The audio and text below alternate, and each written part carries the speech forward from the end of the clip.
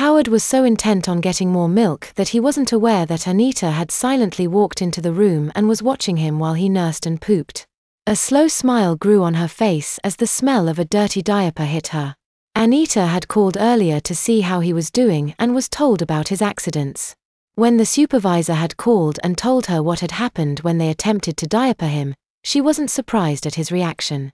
She had told them she agreed with their decision to put him in a playpen for an extended timeout and suggested they leave him in the playpen for the balance of the afternoon. She had told them that his regressive behavior must have meant that he wanted to be treated like a baby and that it would probably make him feel more secure if they put him in the nursery with the other babies. Anita suggested that they give him his milk in a baby bottle to reinforce his sense of security. The supervisor agreed immediately to Anita's suggestions for the handling of the little hellion. She wanted Howard's disruptive influence on the other children to be removed as soon as possible. Anita's rationalization for treating him like an infant meshed perfectly with the supervisor's understanding of child psychology.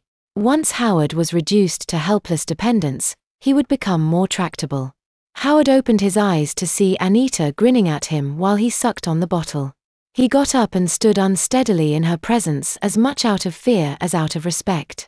The thick diaper between his legs made it difficult to stand up straight. The padding bunched up between his legs and forced them farther apart than he was used to. As a result, he had to use the unsteady bow-legged stance of a diapered infant.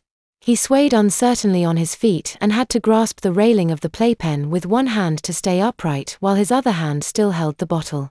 The attendant left the room for a few minutes, giving Anita the chance to lean over the railing of the playpen and whisper in Howard's ear as she began deep massaging his lower tummy just above his diaper. "Well, I think you've managed to convince them that you're a very immature 3-year-old. All in all, Mommy is very pleased with your little performance here today." The supervisor was so impressed with how young you acted that she told Mommy that she feels sorry for you because you've lost your real mommy. She thinks you need to be allowed to regress back to babyhood when you're here so you can get over the absence of your mommy.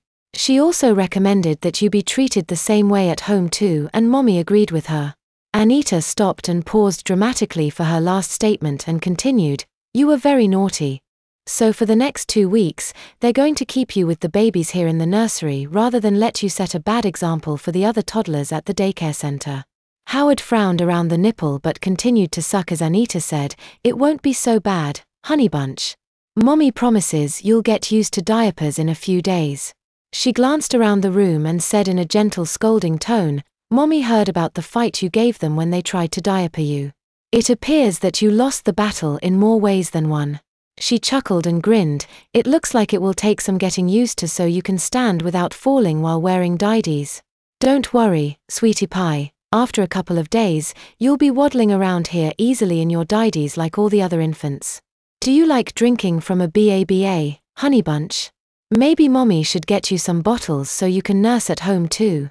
Mommy doesn't think you'll have a problem with getting the attendants to care for you just like you were one of the babies. You look so cute in your didies with your BABA in your mouth. You look like you fit right in with the other babies here, sweetie." Anita kissed his cheek and said, "You make an adorable infant, sweetie pie."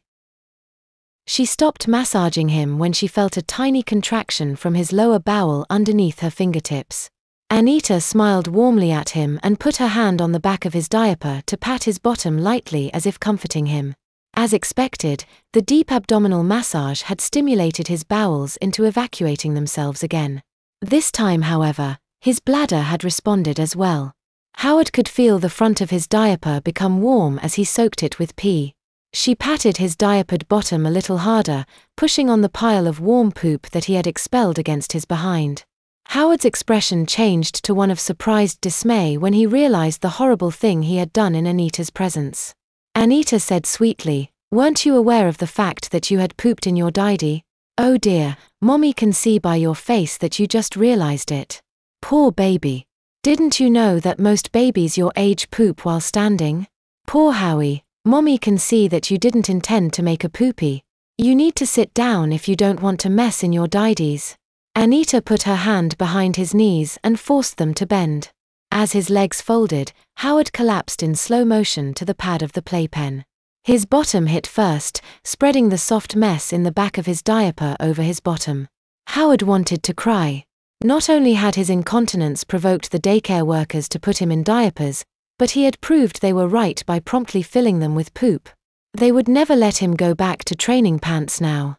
He kicked his legs petulantly and felt himself pee again. Oh dear, just look at the time, Anita said in mock concern. Mommy's break is almost over. Mommy has to go back to work, sweetheart. She just wanted to see if you were okay. Mommy will be sure to tell your attendant that you have a poopy didy so she can change you as soon as possible.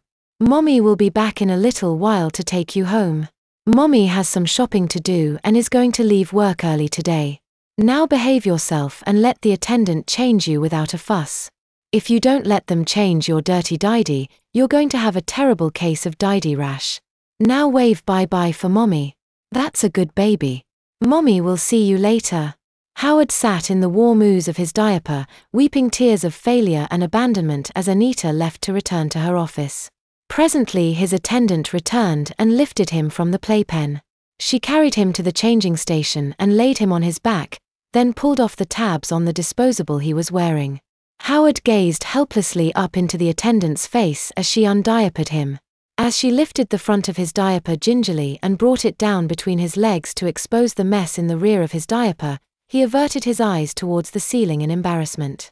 She took one look at the brown mess that had spread over his bottom and shook her head, saying, "Ooh, you're one stinky little boy."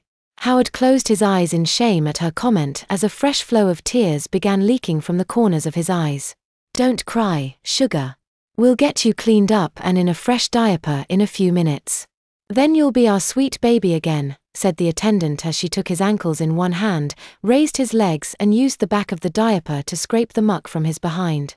Once most of the mess had been removed, she slid the diaper out and laid it to one side. Then she took one of the baby wipes from the tub at the station and finished cleansing him with the towelette. Howard was mortified by the procedure. He felt as if his ego had been shattered into millions of infinitesimal shards by the experience. He was beyond regrowth and rebuilding. A fey thought crossed his mind as he felt his legs lifted again and his bottom lowered onto the surface of the clean diaper. How did the rhyme he had learned so long ago go? All the king's horses and all the king's men couldn't put Howard together again.